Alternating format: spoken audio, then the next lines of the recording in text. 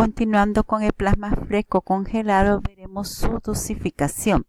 La dosis de plasma depende de la causa y del estado del receptor. Tanto para receptores adultos como pediátricos, la dosis habitual para la restauración de factores es de 10 a 20 mililitros por kilogramo de peso. Con esta dosis aumenta el nivel de los factores de coagulación en un 20% aproximadamente. Inmediatamente tras la infusión es importante la evaluación y monitorización posttransfusional del receptor mediante pruebas como el tiempo de protrombina y tiempo de tromboplastina parcial activada. No transfundir plasma fresco congelado con el fin de complementar el volumen de sangre circulante simultáneamente. No existe deficiencia de los factores de coagulación. En este caso no está indicado transfundir, solo por subir la volemia y el volumen y sus factores de coagulación estén en perfectas condiciones. Como fuente de inmunoglobulinas, como fuente de proteína en pacientes desnutridos, en tratamiento de pacientes sensibilizados a proteínas del plasma, en caso de deficiencia de los factores de coagulación, si está disponible el concentrado correspondiente. Plasma, sus características: conservación, dosificación y transfusión. El volumen está más o menos entre 150 a 200 mililitros si es obtenido por un donante. Si es por aféresis, entre 300 y 600 mililitros de plasmaféresis. La conservación. El congelamiento es menor o mayor de 18 grados centígrados por 12 meses. Descongelado en refrigeración dura de 2 a 6 grados centígrados y se transfunde en las siguientes 6 horas. De lo contrario, se descarta. La dosificación de 10 a 20 mililitros por kilogramo de peso aumenta un 20% el nivel de factores de coagulación. La duración de la transfusión es de 20 a 30 minutos, de 30 a 60 minutos por plasmaféresis, sin disfunción cardiovascular y nunca exceder de 2 horas la transfusión del plasma fresco congelado. El plasma fresco congelado, una vez se descongela, debe transfundirse inmediatamente y la mayor cantidad de tiempo que puede permanecer en refrigeración son 6 horas.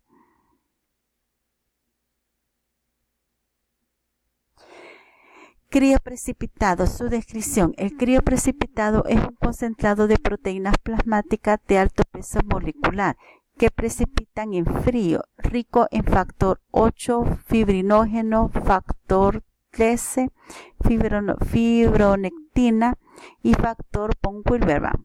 Se obtiene mediante la descongelación de la unidad de plasma fresco congelado a 4 grados centígrados, tras lo cual se centrifuga para sedimentar el precipitado. Tras eliminar el sobrenadante, el sedimento con 10 a 20 mililitros de plasma se vuelve a congelar y se conserva a temperaturas inferiores de menos 25 grados centígrados hasta 12 meses.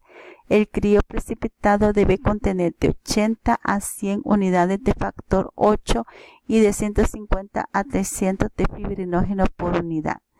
Está indicado en el tratamiento de deficiencias congénitas y adquiridas de los factores anteriormente citados, siempre y cuando no se disponga de concentrado de factor deficitario inactivado viralmente.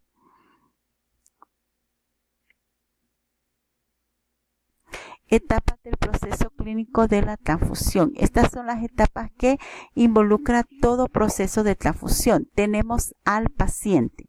Al paciente se le informa y se decide la transfusión. Por lo tanto, se le informa al paciente que se le va a transfundir y el por qué se le va a transfundir. Esto lo debe de hacer el médico o la enfermera, idealmente el médico. Luego que se le avisa a la paciente los elementos básicos en la decisión de transfundir, hay que valorar la situación clínica, uso de guías clínicas, informar al paciente y recabar el consentimiento informado y registrar el motivo de la transfusión. Esto está en el cuadro de la paciente.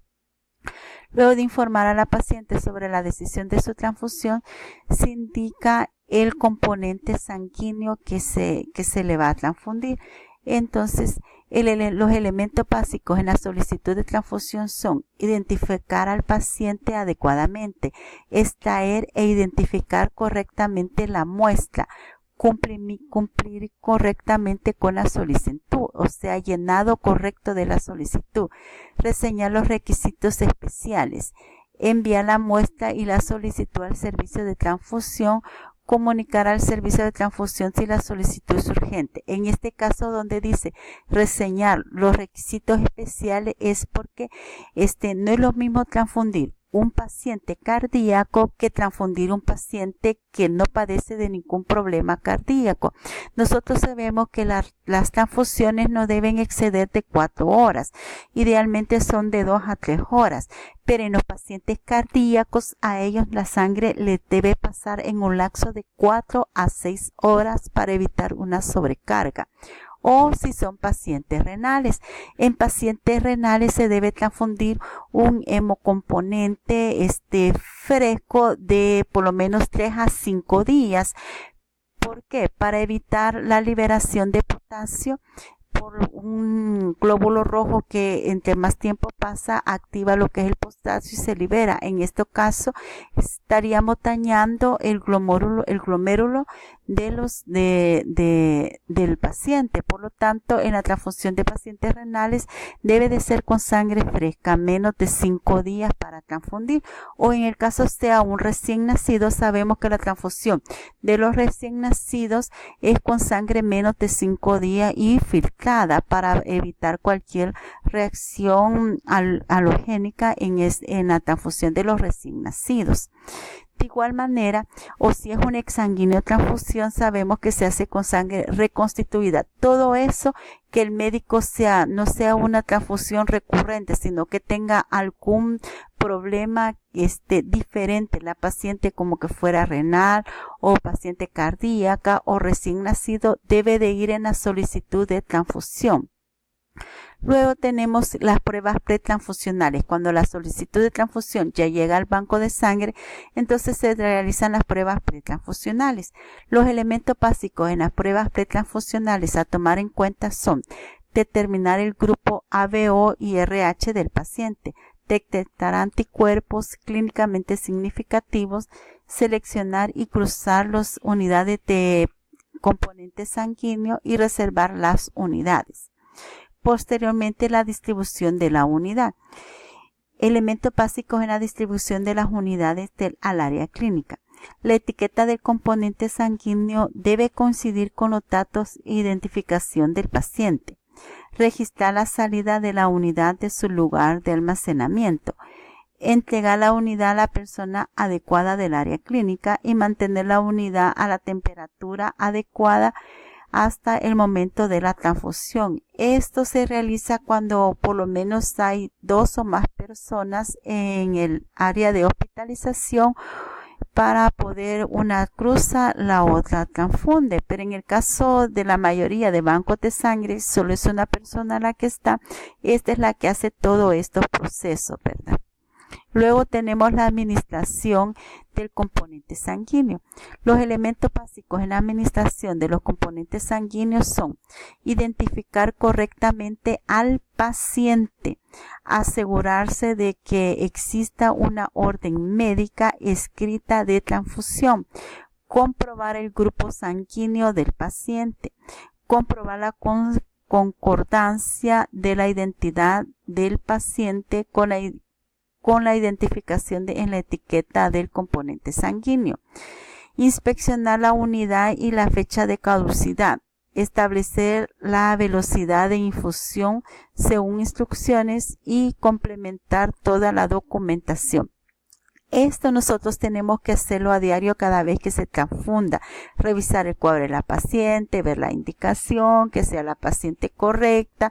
La bolsa de sangre, su caducidad se hace desde el momento que se cruza la sangre. Nosotros tenemos que observar la bolsa de sangre, que no tenga un color oscuro, que no haya burbuja, que no haya contaminación, su fecha de vencimiento, y todo eso va a depender también la fecha de vencimiento con la etiología o la patología que tenga la paciente, como mencionamos con los pacientes renales. Todo esto lo vamos a ver también en la hemovigilancia del banco de sangre. Luego seguimos con monitorizar al paciente. Los elementos básicos para la monitorización del paciente, confundido. Primero, monitorizar los signos vitales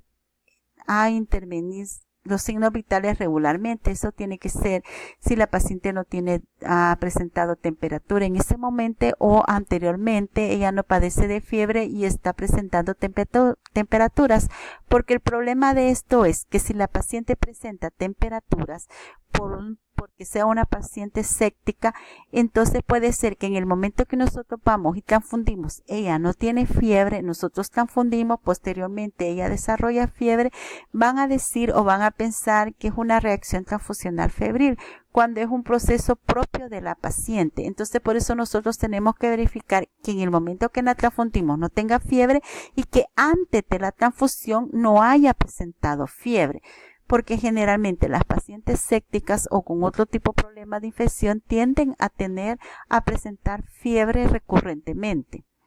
Y así evitamos falsas reacciones transfusionales o que crean que el componente ha presentado una reacción cuando el proceso febril es propio por la sintomatología de la paciente. Registrar el resultado de la transfusión y valorar la necesidad de otras transfusiones. Ya esto queda a criterio del médico.